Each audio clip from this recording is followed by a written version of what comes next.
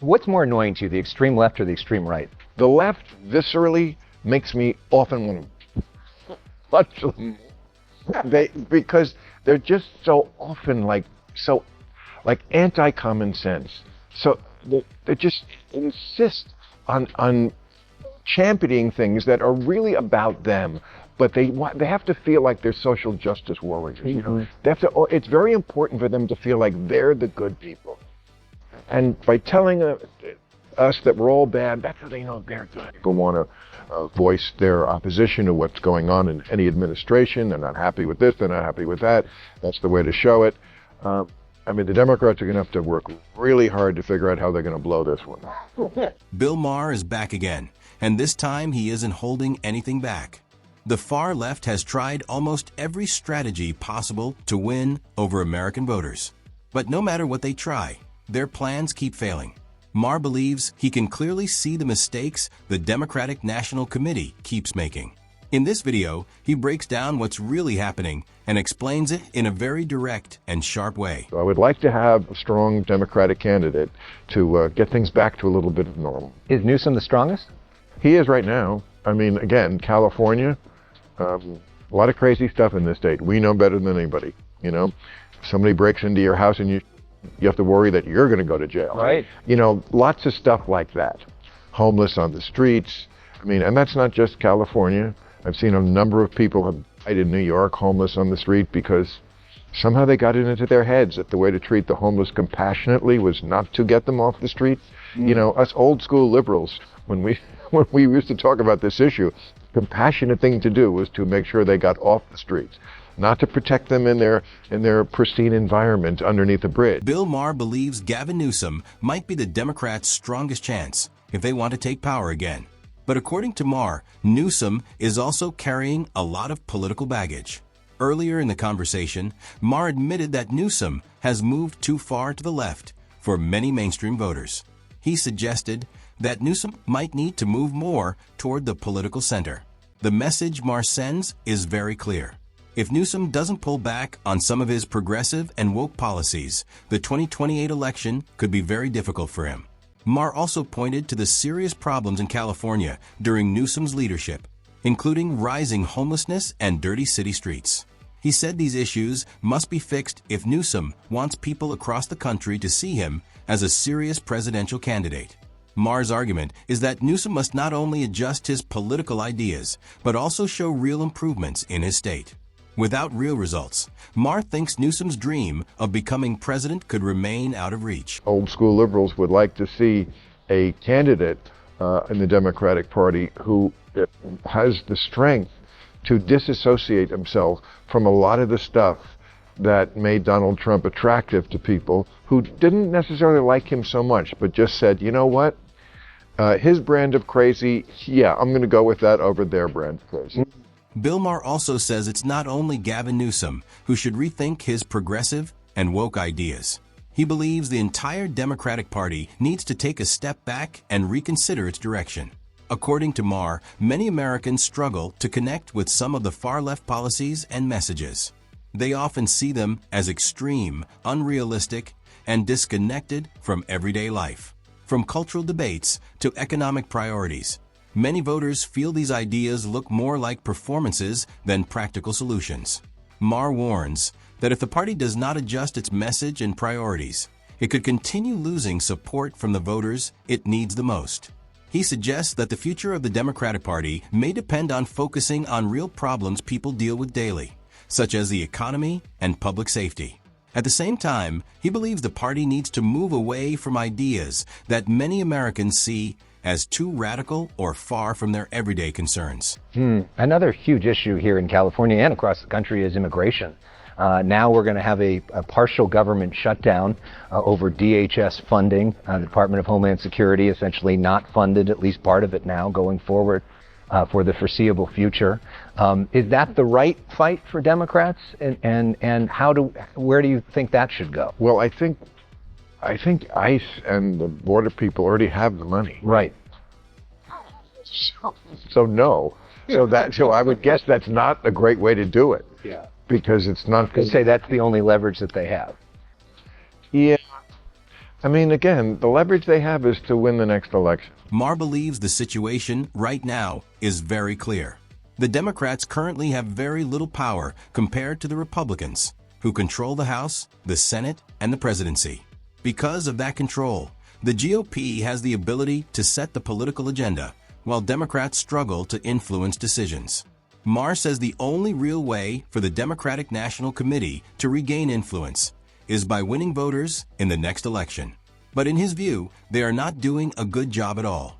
One major reason, he says, is the party's heavy focus on woke politics. Many Americans view those ideas as extreme and disconnected from real life. Instead of concentrating on issues people care deeply about, like jobs, safety, and healthcare, Maher says the party often focuses on cultural conflicts that divide voters. If the Democrats don't rethink their strategy soon, Maher believes their chances of taking back control could become even smaller. The numbers do not look good for the president or his party. And usually the party that is in the White House, they take a shellacking during the midterms. Right. People want to voice their opposition to what's going on in any administration. They're not happy with this, they're not happy with that. That's the way to show it. I mean, the Democrats are going to have to work really hard to figure out how they're going to blow this one. Maher argues that history usually works in favor of the opposition party during midterm elections. In many cases, the party currently in power loses seats in Congress during those elections.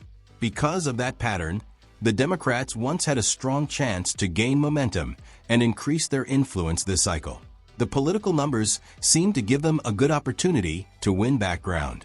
But Maher says the party has a habit of missing even the best chances. Instead of using public frustration with their opponents to their advantage, they often become distracted by internal arguments and controversial policies that turn voters away.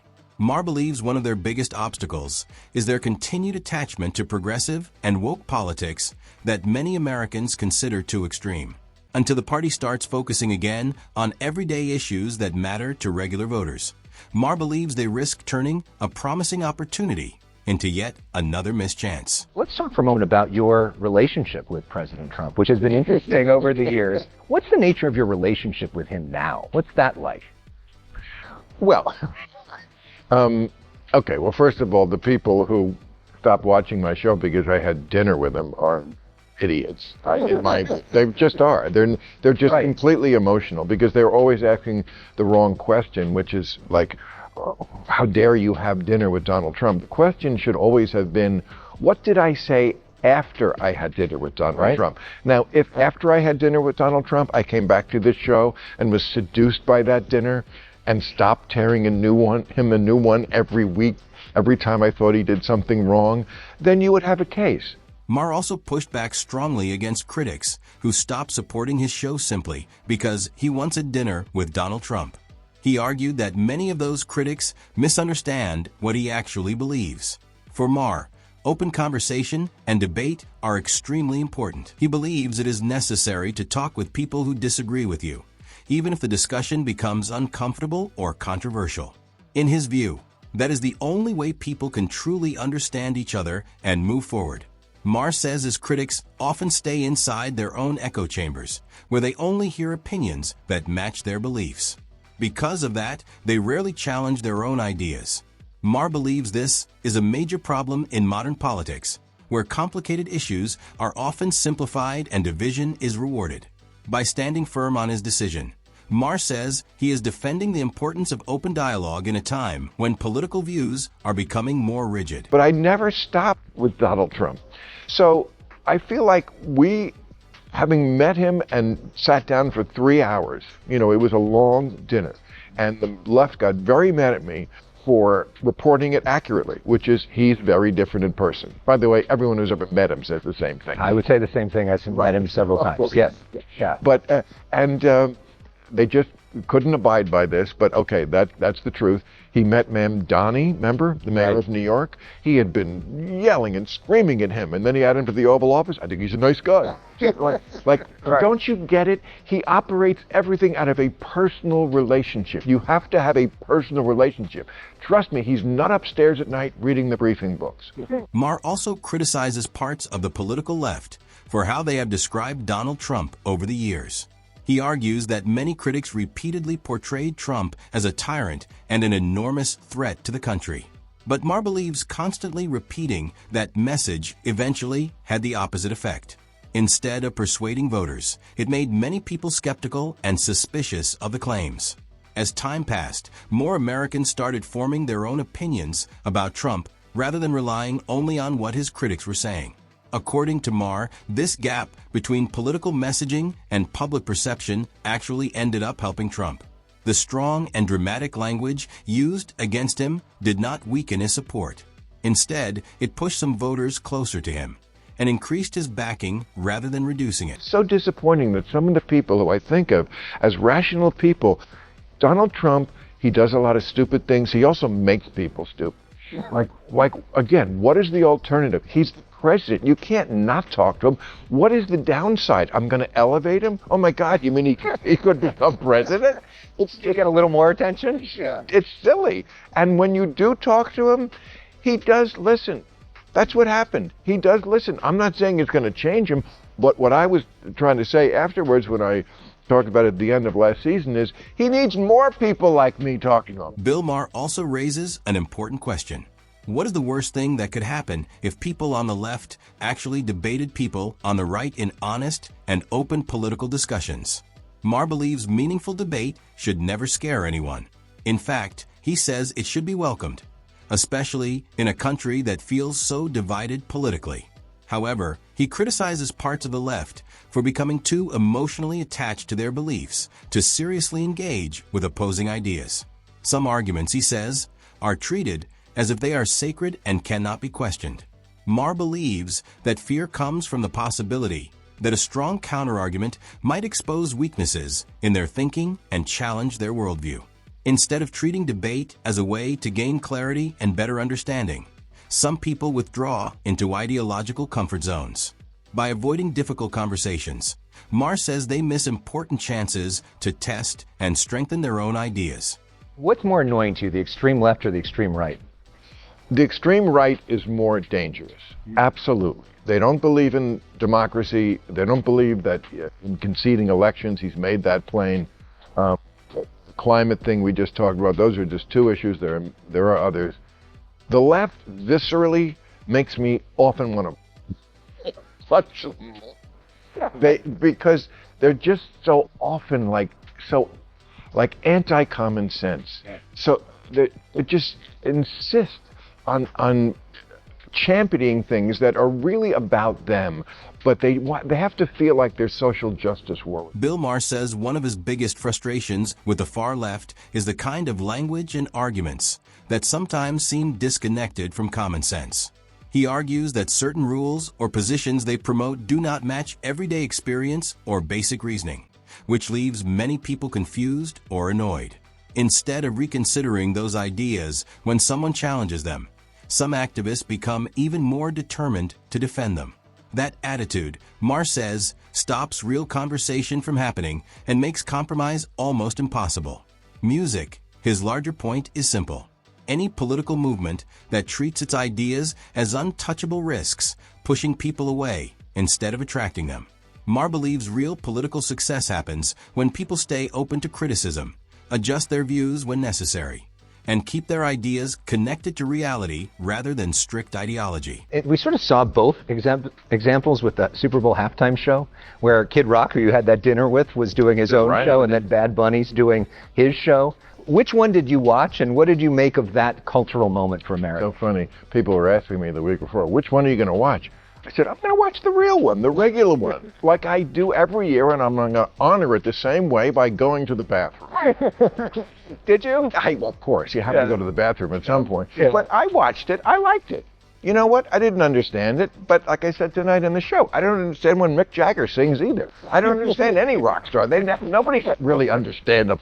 I didn't understand Kendrick Lamar very well either. I mean, that's okay. Everyone expected the Super Bowl halftime show to be simple entertainment, music, energy, and a moment for everyone to enjoy. But instead, it quickly turned into another political debate. Viewers started analyzing every lyric, gesture, and visual, searching for hidden messages. What should have been a celebration became controversy. Bill Maher says this is part of a bigger cultural problem. Entertainment can't just be fun anymore. Everything has to be politicized. He warns that when politics ignores real concerns and avoids honest debate, voters notice. And if parties want to reconnect with people, they need real solutions, not just slogan.